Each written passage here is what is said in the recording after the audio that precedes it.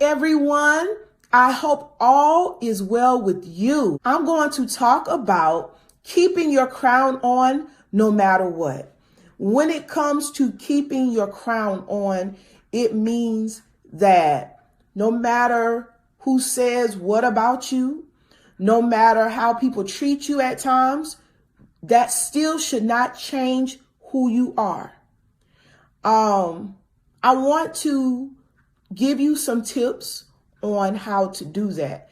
And some of these tips are very similar to things I've said before in my previous broadcast, but just in case you're not familiar with my broadcast, I want you to know that these broadcasts are intended to empower you to walk with a royal mindset, to walk higher, not in arrogance, but in confidence, having a much better and fulfilling life. Okay. And so what I try to get across to my viewers is that nobody has the authority to tell you who you are when it's negative. Nobody has the authority to tell you what to do with your life. See, here's the thing about being a royal person. A royal person knows how to get into their position of power. And what is your position of power? When you can dominate and live a fulfilling life because it makes you happy. Not because it makes someone else happy, but because it makes you happy.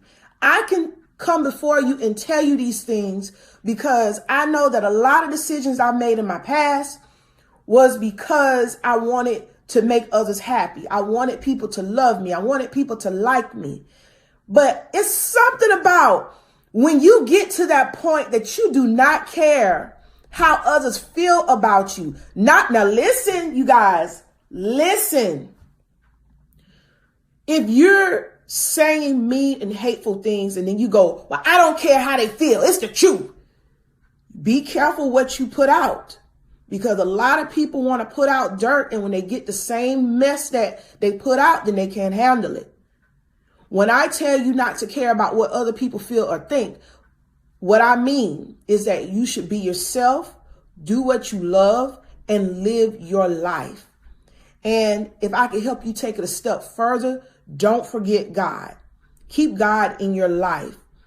And even when I say that, it's deeper than what I say, because you got some people, they live any type of way, and then they want to claim God is doing this and that for them when they're not even following God.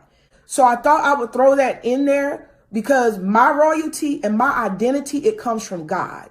And that's how I can dominate. That is where I get my power from. Okay. Now, my first tip to keeping your crown on is to dominate. Don't let other people determine your destiny. Now, there are times where we become familiar with our purpose, and then we have this desire, this great desire to do something. And then when you share it with other people, some people may support you, say, oh, that's a great idea. And then there are some people that's like, you know what? No, you can't do it. Some may truly don't see you doing it, and that's okay, because the purpose and the vision that God puts in your heart, that's for you. It's for you to know, and you're the only one that have that key to unlock it, not them. And then you have some that don't want to see you unlock that vision. And it could be for different reasons. It could be the enemy is using them to stop you for fulfilling that purpose that God has for you. It could be that they are afraid that your purpose and your vision will outshine their projects. So it could be different reasons why you would have somebody that will not support you, that will naysay what you're doing, that will try to put pins and needles or stick holes in your plan and purpose. And it's up to you to dominate. See, if somebody can tell you, I don't think you should do that, you're not going to be good at that, and that's something that's in your heart, if somebody can tell you that, then they've just dominated your life. But if you decide, you know what, this is in my heart. They just don't know this passion. You know what, forget what they feel about it. I'm going to do this thing anyway. Then you have just dominated. Listen, you hold the key to that destiny that God wants you to unlock. And you won't get there if you have naysayers in your ear. So the first thing you want to do to dominate is to eliminate all naysayers. I don't care who they are. Eliminate them. Now, if they're your family, now with me, I know when it comes to my family, I don't have no problem telling any of them deuces. I have no problem doing that if they have a problem with what I do. But I know some of you don't think like me. You may have to put some of these at a distance. You may have to minimize your contact with them if they are your naysayers. If there are people that's always putting something negative in your spirit, you need to pray to God about your purpose and try to figure out what to do. Because some people you may have to cut off, especially if they're not your family. Okay? Especially if they're not your family. Anytime you have a friend and she or he does not believe in anything that you do, I'm trying to figure out, why are you friends?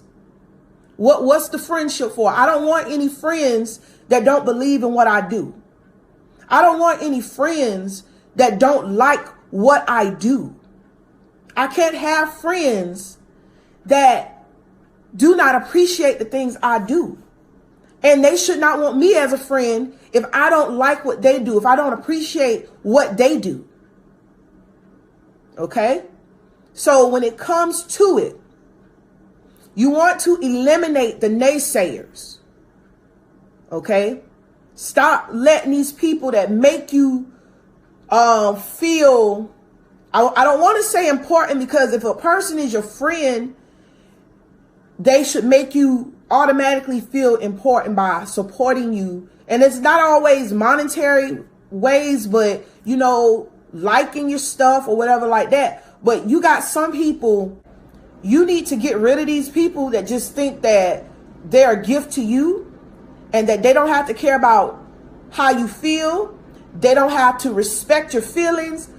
It's some people, I don't understand why they would want to be your friend if they don't mean you well. And I've had somebody in my life years ago, and this is a female, and I couldn't understand why she always wanted to talk to me, but then she act like she had tens of thousands of other friends she can hang out with. But yet every time I'm turning around, she's in my face. She's blowing my phone up. I don't get that. That's not logical to me. So eventually we had to just stop talking because I'm not about the foolishness.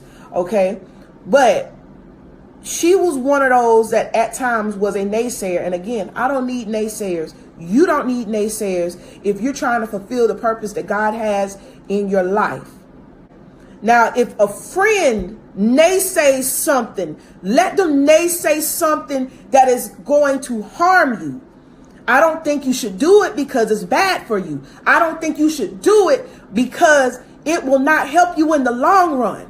That's the only time or the only type of naysayer you need in your life. That person is like, hold up, that's dangerous. You about to do something that you don't know is going to be a big problem for you later.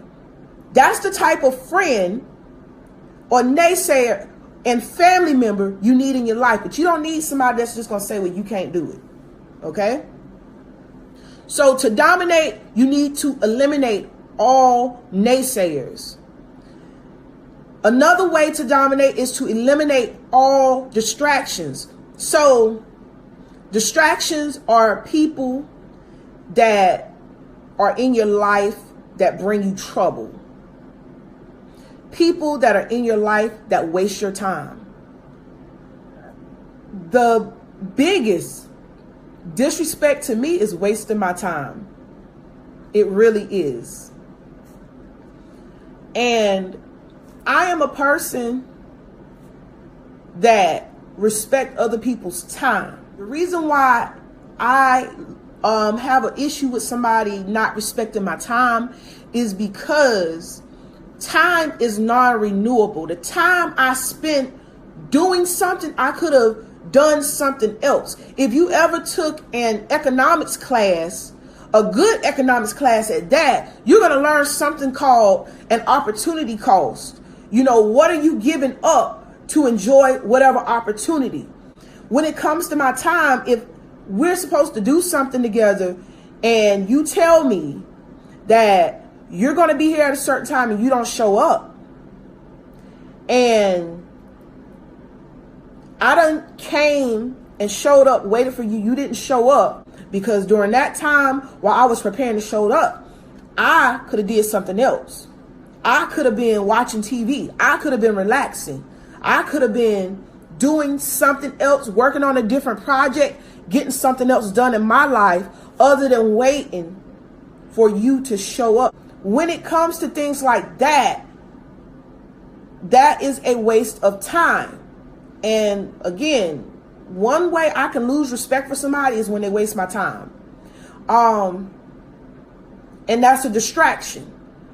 So people who function as a distraction, they waste my time, they waste my efforts and my energy, I lose respect for them. And that's no way around it, because I know with me, I do the best that I can to make everybody's time that I interact with valuable. Now,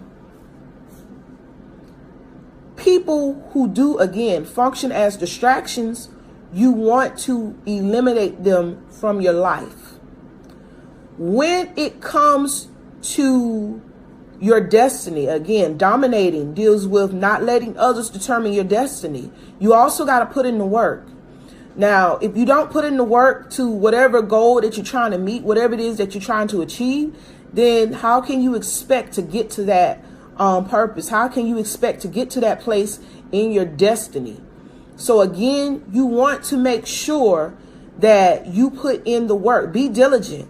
Be consistent. Things that succeed has consistency. Okay? When you want to become good at something, you don't just practice one day and then the next day you're good at it, unless it's something like a very simple skill. But if you want to be like a talented singer, you got to practice. You want to be a great basketball player, you got to practice. You want to be a great doctor, lawyer, teacher, business owner, you got to practice that skill, that gift, that passion, that craft, so that you can know how to succeed and flow in that thing that you are passionate about. Okay? Now, I told you to keep your crown on no matter what.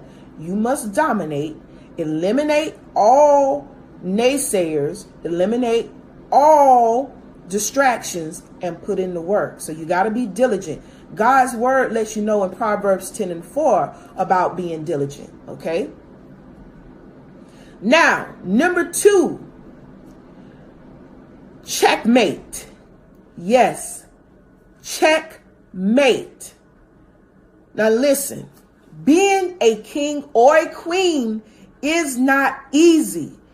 And it's unfortunate that we live in a world where everybody don't respect each other.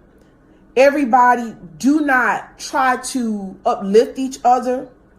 And this is the reason why my ministry is needed in this earth, because people need to know.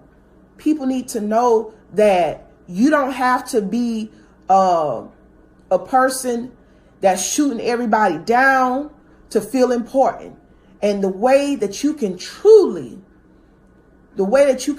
dominate is by understanding who you are.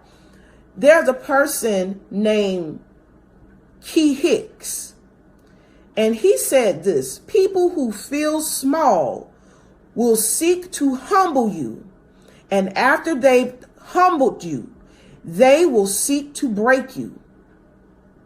And that is a truth that we deal with in this world today. When you have people, when you have achieved success, when you have achieved something good, and they brush off or they pretend that they don't see, and they seek to keep you where they want you to be in their minds, where they want you to be in everyone else's mind, Those are the ones that seek to humble you. Okay? And what happens is when people do that, a lot of times because we don't think highly of ourselves at times, and we're always leaving the power to someone to determine who we are in someone else's hands, a lot of times we start to feel some type of way about ourselves. A lot of times we start to shrink ourselves. Well, maybe they're right. Well, maybe they're right about me or whatever. And these people could probably not even know much about you. They just know you from the outside, but they try you. And you have to know the difference with these people. You have to not allow people to get you to a point where they feel it's their job to humble you. And I'm going to put it like this. I don't care who they are. I don't care what their title is. I don't care. Don't let people humble you. God put you in your position to be who you are. He didn't put you in that position for you to just sit back and not be who you are. Some people don't want you to shine because they're afraid that you're going to outshine them. And sometimes we're so used to looking at our flaws, we don't see it. But other people on the outside, you do something powerful and you do a move that threaten their project existence, that threatens who they are or what they've done. And now they want to be in the humbling business. Well, I'm not going to respect you here. I'm not going to acknowledge that. I'm going to pretend I don't see it. And they don't have to say it. They show it. And my challenge is to you is to not let people humble you because they think you should be humble. You don't have to be arrogant to not let people humble you. You don't have to walk around with your head down to show that you're humble. Humility is in how you treat people. If you treat people like they're low, that's arrogance. But if you uplift people because you're so happy to be yourself, you have so much good to give, that's confidence. Okay? Arrogant people probably won't talk about stuff like this. Okay? I'm just going to put that out there. But checkmate. Okay. When we say this, checkmate, because when you are a king or queen, you have that opposition. You have that opposition of where people want to challenge who you are. And it's sad because in my mind, or in a lot of y'all minds, y'all don't have a problem with a person. Y'all don't have a problem with people. Y'all don't have problems with people. And here you go, you being nice and you're happy, you're in your blessed state. You think some people going to celebrate you, and then you really see that truth come out. And now you see some of the same ones you never thought would have done it. Oh, they trying to humble you. They trying to humble you. And I'm just letting you know it's checkmate time. It's checkmate time. When they try to humble you, let God avenge you. Okay? You don't have to go word for word. Sometimes you could just say a lot by being silent. When they try to humble you, okay? You don't go word for word. You could tell them to leave you alone. You could tell them, look, I don't know what the problem is, but I'm not trying to fight with you. Okay. I'm not going to even bother you. If you have to say that, that's fine. But don't try to go back and forth. The flesh wants to tell this person off. The flesh wants to make this person feel exactly how you feel, offended or whatever. But a person that comes to put you down and in your heart, all you did was mean well by them, really, that's them having a problem with respecting that achievement. And that could be an issue with arrogance and jealousy and envy, or a mixture, one or the other, however. But let God do the avenging. Meanwhile, this is what you do. You focus on your purpose, your dreams, and the things that make you happy. A lot of times when we have a negative experience, we want to just stop what we're doing and entertain this thing that have disturbed us. And we think about this thing all day and all night. But I want to encourage all of you to practice when that something bothers you, think about something good. Be intentional with it too. When somebody does something that wrongs you, somebody rub you the wrong way, be determined that you're going to just shrug it off and start working on something bigger and better than that thing that they did. Okay? I also want you to love yourself. All right? So while you letting God avenge you, love yourself. When you learn to love yourself on the inside, it's going to show on the outside. And I'm here to let you know the reason why I can smile right now, because I know it's true. Okay? I know it's true. When you love yourself more on the inside, you start doing things different.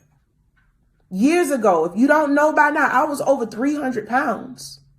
And then I started walking with God, and I started making better habits, dietary habits. Not me always eating salad every day or things like that, but sometimes eliminating certain things completely, like soda. Okay, that's one of the things I eliminated, but that's a big step from drinking 2-liter sodas every day at around 300 pounds. Okay, but I started taking better care of myself, and it shows.